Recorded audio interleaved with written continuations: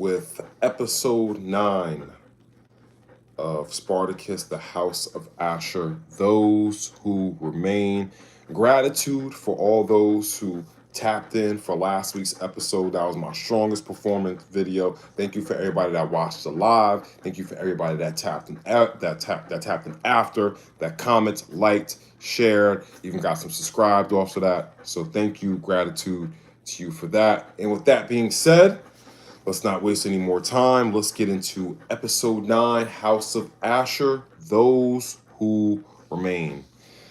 The men return from the Primus with Calidus on their backs, and Cornelia is cursing Ashur out for interfering with the union between Quintus Thermus and Viridia, which directly led to the union with Pompey. And we would forever be in, he would forever have Gabinius in the Senate against Crassus and Caesar, and Cornelius sends a message to Caesar letting him know of the same thing. I broke words with him before he faced the Scythian.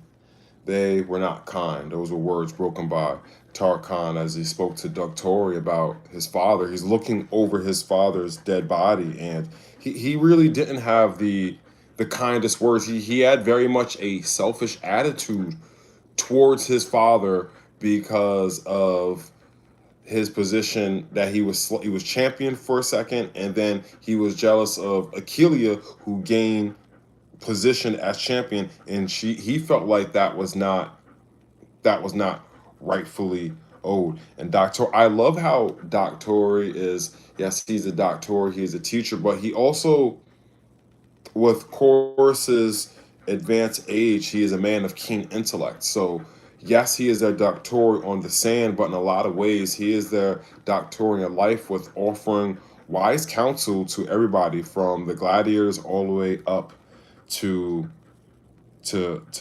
Ashur. I will see him cleansed by my hands alone, just as his father once asked in a similar vein. How do you move past it? And by keeping those who we love remaining close, those who remain. And they did the thing. They always do the thing. And they did the thing where they say the title of the episode in it, and Korra said it, by holding close to those who remain. When Tarchon was asking him, how do you move past holding somebody held so close to art? Aquilia asks Doctori who claimed Calidus's life, and she is obviously pissed off. She wants vengeance for Calidus. Shout out to everybody that's tapped in on the live right now. And when Aquilia says, I will get vengeance from what was taken from me, Doctori stops her and says, hold on. What was taken from you? Tarchon just lost his father. The men of the house just lost a brother, lost a valued gladiator and champion of this house. So Doctori stops her as Tarchon is in there cleaning his father's body, and she tells him that she was attempting to find common ground with Tarchon before Calidus went to the afterlife. And Doctori, once again, just being the Doctori, not only on the sands of the arena, but just in life, he says, honor his father's memory and see conflicts of the past abandoned as they go to perform funeral rites.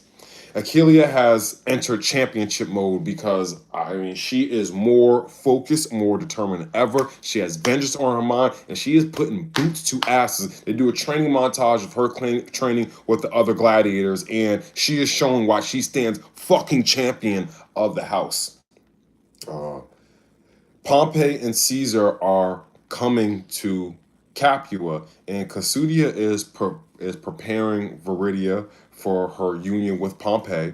And Viridia wants to know of Pompey. We've all heard the stories of the butcher and how he's ripe with all these laurels and military accomplishments, but Viridia wants to know the man that she's marrying. She's not going to be on the battlefield with him. She's going to be in the bedroom with him. She's going to be in close quarters with him. So she asks her mother, speak to me of the man. And Kasudia goes to speak how sometimes men can be distant and cold. And Viridia says, but no, not like my father. And Kasudia says, you see your father through the perspective of loving daughter, but I have to caution you to, the reality of this situation that not only I face, but any other woman, faces during that time. Viridia says she's ready, but it's clear she's not. She's clearly not ready. And what's interesting is Viridia is not ready. I don't think Kasudia is ready. I don't even think Gabinius is ready. And we'll see through later conversation that, obviously this is done out of necessity, not out of love. Pompey and Caesar arrive to Laurel's, and Cornelia leans over to Ashur and says, "The storm of shit you conjured has arrived." Pompey has this very creepy vibe to him. I don't know if anybody else peeped this, but I'm pretty sure everybody else that's seen the show has witnessed this. Pompey has a very creepy vibe to him. They get there, and Gabinius makes introduction to his wife. He makes introduction to Pompey, to his future wife, Viridia, and Caesar slides up beside Ashur and says, "Put a smile on your face, Syrian, before I leave you where you stand." Because you have to understand the position that Ashur is in right now. He is literally seeing the woman that he loves about to get married off to a man that probably won't really care for her, that won't show her that time, consideration, respect that he will give to her.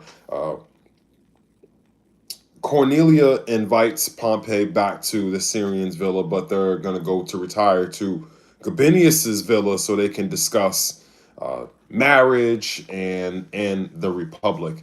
And as soon as Caesar, Cornelia, and Ashur get back to Ashur's villa, Caesar does not waste any time. He says, "Yo, I've been gone for a second and I come back to shit and piss." Caesar is furious with Ashur choking him, and Ashur is trying to find a way he can rectify the situation.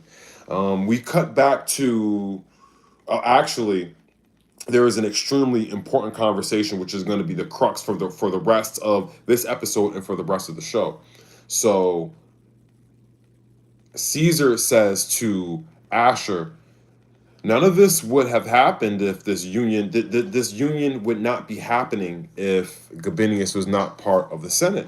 And Ashur asks, "So do you plan to get Gabinius? Do you plan to rid Gabinius of the Senate?" "No," he says, "I plan him to rid him of his fucking life." And what's interesting is, the way Caesar just disregards life. His disregard for life is like, really, a lot of these Roman consuls and eventual emperors, a lot of them were psychopaths. I mean, seriously, he has no regard for human life. It does not matter. If it gets between him and his ambition, he has no regard for human life at all. And what was really interesting about this conversation, this might be one of the most interesting conversations in the entire series right here, the entire show right here, because he says, "I'm going to give you this choice. You can kill Gabinius, right? And if you're a free man, so you have that choice. But if this union goes forward, then Crassus will be forced to withdraw his patronage from your house. But if you go through with this deal, then Crassus will consider putting coin back to the arena destroyed by Spartacus and his rebels, and he will put you in charge of all those games in Capua." So, I mean, this is everything that Ashur has been fighting for. This is everything that Ashur has been asking for, plus more than he can even imagine. But it's an interesting paradox, right? You have to be careful what you ask for, because you do not know the form in which it will take and how it will be received.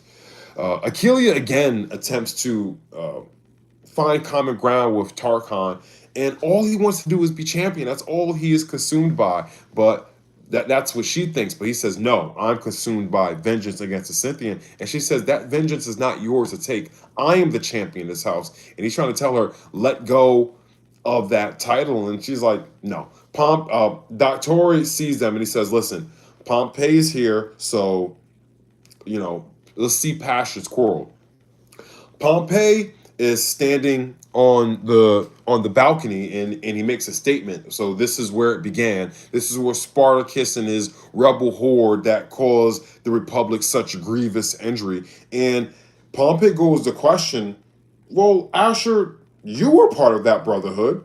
You were here. How did you survive it? And Ashur says, by being keen, and I was also a gladiator also. And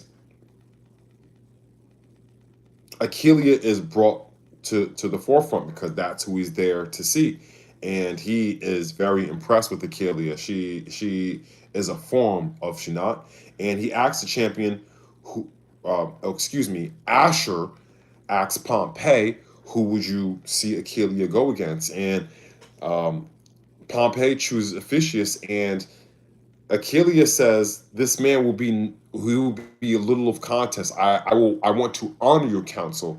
And everybody is taken back because the slave spoke to the council in such a way. And he says, "No, no, no, no. She is but bold of purpose, a thing to be admired." And he asks champion, "How will you honor me?" And that's when that's when she called out Tarchon, son of Chaldas, because she wants to end this once and for all. Let's put this to rest right now. Who is the champion of this house? And we're gonna settle this in proper fucking contest in front of everybody. So there is no question of who is champion of this house moving forward. So Ashur actually suggested practice sword, and Pompey is like, I'm practice swords.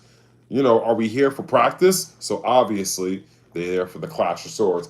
After a well fought contest, a very much a good back and forth contest, Achelia stands fucking champion, as we all know that she would. And Pompey actually orders Achelia to take Tarchon's life, but she says he stands worthy opponent, worthy adversary, and he has fought a worthy match, and I would not see his life forfeited. Pompey said that is in a buoyant mood. He's about to get married, and he will leave the fate up to Achelia. Ashur, seeing the perfect opportunity, actually, there's something that he says that I really want to harp on, because I think this is really dope. He says, "She truly exceeds expectations as Venus Victrix, earthed in flesh." I didn't know what a Venus Victrix was, and Venus Victrix is the Roman aspect of the goddess associated with armed victory, often associated and used with Roman generals such as Sulla, Pompey, and Caesar. So he's giving her a very high compliment, and that's when Ashur slithers in and he says, I can offer you a closer worship of the goddess of death, if you will. And he starts to put the plays in motion because he has to get this play rolling. Caesar still has that proposal to him about Gabinia, so he has to somehow get this ball rolling, right? So Ashur tells Hilaria to tell Messia to steal a bottle of opium from Cornelia, and then he has Achelia bathed and ready. He tells her what the plan is, but he says, listen, you never have to lay with Pompey if you do exactly what I tell you. So it cuts back, and I really love this camera work, the cinematography. This cinematography in this scene was awesome. Is Pompey is like essentially like walking around Achelia, and he's like asking her, why did you petition for the boy's life? What was your purpose for having him? And he also wants to know, how did you come on to Roman soil, right? And we cut back to, which such just a wonderful scene. I love this scene. because it just shows this wonderful relationship that Viridia has with her father, and she's saying how, I'll miss our time together when I leave this house. I'll miss our talks and everything. And Gabinius is like, well, you haven't left yet. Let's, by the day, by the hour. So he grabs her hand, they rush, they go to play a game. And as right before they go to play a game, a messenger is dispatched, and it is from Pompey, and he is asking if Gabinius would come to the Syrian's house. And at first, Gabinius just waves it off like this. First off, it's really late at night. You're calling me in the middle of the night like I'm some kind of slave or something like that. And he just waves it off and says, I will broach subject at a more appropriate hour. But Viridia says no. It beckons the duties of the Republic call, and it beckons you. And it is actually Viridia that encourages her father to go to Ashur's villa to see what honor Pompey wants. So, after we cut back to Aquileia and Pompey, and so finally we get to find out Aquileia's origin story, which is wonderful. I always thought that the young girl that we see Aquileia attempting to protect, I assumed that was her daughter. That's not her daughter. That is actually Aquileia seems to be somewhat kind of like a Dora Milaje from like the Black Panther. Her duty was to protect the royal, and her spear in trying to protect the royal, she accidentally killed her. So her father, which actually doing that will be punishable by death in the Kush kingdom, and what he decided to do was sell her off to the Romans instead of putting his own daughter to death. In a way, he is putting his daughter to death by selling her off to the Romans, but he's not doing it by his specific hands per se, right? He's not specifically killing his daughter. He's sending her off because that's punishable by death in the Kush kingdom. So Gabinius pulls up to the house of Ashur, and this is truly one of the best conversations and scenes in the entire series. I know I say that a lot, but this particular scene was so special, and I love the way it played out. Ashur says something to the effect of, it's your help of wiser counsel, why I'm here, got into this. And Gabinius says, you truly place the Republic above personal desires. And Ashur says, you honor me. And he says, you honor yourself, Ashur. And Ashur is taken back because this is the first time in the entire show that Gabinius has addressed him by name. He will call him Lanista. He's usually called the Syrian. So in this time period, for somebody to address you by your first name is a high show of regard, a high sign of respect. And Ashur responds, you call me by name. And Gabinius says, you have earned such consideration, navigating treacherous waters of oft tempestuous acquaintances. And Ashur responds, it is of great comfort to see them calm between us. And Gabinius says, a sentiment deeply shared. If father were yet known to you, he would stand as proud as the man you see before you, that his son set aside impossible notions of the heart and accepted what must be. And he is saying this with tears in his eyes. And this is a very heartfelt scene.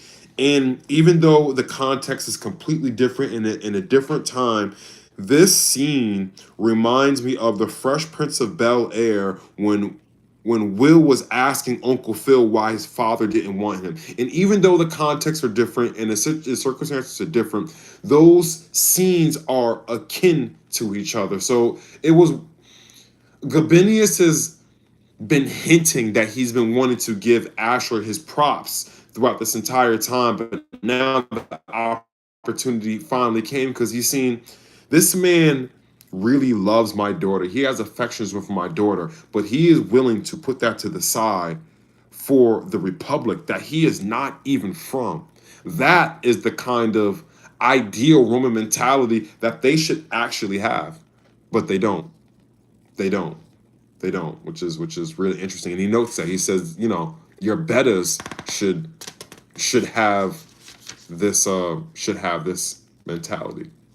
I want to finish this quote because it was so wonderful. He said, "If Father were yet known to you, he would stand as proud as the man you see before you, that his son has set aside impossible notions for the heart and accepted what must be." Just fantastic writing. Gabinius lets Ashur know that Viridia will always um, think fondly of him, and he thinks that he always will. And Ashur is so taken back by this notion that he almost didn't go through with the plan. He's almost trying to reel Gabinius back, and Gabinius is like, "Oh, I'm here now." You know what I'm saying? So we shall see it through. So Ashur walks him into the room, and Pompey is naked on the floor with Achilea, and Gabinius just goes off. He walks into a naked Pompey and Achilea. After earlier, he literally married his daughter off, and he said to him specifically, not as a senator to the Council of Rome. He said this like man to man, like, "I'm giving my only daughter to you. Treat her with respect, love, consideration. She is a smart, intelligent, worthy woman, and she should be treated as such. And I will see your ambitions go through in the Senate, but just treat my daughter with love and respect." And Gabinius went off. "Place cock where whim dictates, and many disease see it wither upon thine." I love that. I want to use that in real life. I just want to say it's so touched. I gotta say it nice. My man said, "Place cock where whim dictates, and may disease see it wither upon thine." Ashur is trying to, quell the situation, and Caesar and Cornelia awaken, and Gabinius is seized by such a tempestuous mood. And while all this is going on, Cornelia is starting to pick up what's going on. She's like, "Oh my gosh." And in the middle of all this, Gabinius is cursing Pompey. Pompey just high off his mind, off opium, comes out, and he's like, "What is going on? Why?" He's confused. He's like, what do you mean? Like, I'm about to marry your daughter? What's going on?" And Gabinius is just laying into him, saying, "Fuck shit. I'm not supporting you in anything. I'm going with Crassus." And in his anger and his rage, Pompey unleashes cock and splits Gabinius from stomach to chest. Obviously, he is dying, and in the middle of this, Pompey kind of somewhat sobers up, and he's just like, I didn't mean to do this." Caesar is like, "Listen, none of that matters. Nobody's going to believe you. You need to get the fuck out of here right now." Caesar grabs Pompey and gets him up out of there. Now, remember, Ashur was commanded to take the life of Gabinius, something that Crassus and Caesar planned, but they needed to keep their hands absent of the deed, so they were going to send a Syrian to do it. Ashur did not know these turn of events were going to happen like this, and he's holding Gabinius in his hand, and Cornelia just is like, "Whoa, I underestimated you, Syrian. I didn't know that you would make these turn of events happen like this." And we think that Gabinius is dead, and he's not. And he starts to choke Ashur and says, "You did this. You did this." And with tears in his eye, Ashur's like, I did not want this. This is not what I wanted." And ultimately, it's Ashur that has to end up killing Viridia. Excuse me, ends up killing Viridia's father. And his last words to Ashur was, she will know the deed. She will know the kind of man that you truly are." And he's crying. He's just in a terrible state. And Cornelia just walks away laughing. And we see this lightning strike in the sky above the house of Ashur. And that same lightning strike just kind of goes over to the house of Gabinius. And the episode ends with Viridia sitting in the same place waiting for her father to come back to finish that game. I feel like I say this every episode, but this show just delivers on all fronts. Just the maturity, the level of acting, the writing, I want to. This is what I should have done from the beginning, but just Gabinius, played by Andrew McFarlane. It was written by Di Mashore. It was directed by Robin Grace and executive producer Stephen D. Knight. This whole cast and crew. This story is chef's kiss. This is a penultimate episode, and last week we are here. Next week is going to be the strong. It's going to be the final episode, the season finale, and I pray, I think that this show will get a season 2, but we will worry about that when we get there. From now on, this has been episode 9 of Those Who Remain. I have been Bruce Moon. This has been another Spartacus House of Ashur podcast. Peace, love, and light, and I will catch you next strong for the season finale. Gratitude for all those who are watching. Gratitude for all those who tapped in with questions. And yeah, we'll tap in next one for the season finale. Peace, love, and light, y'all.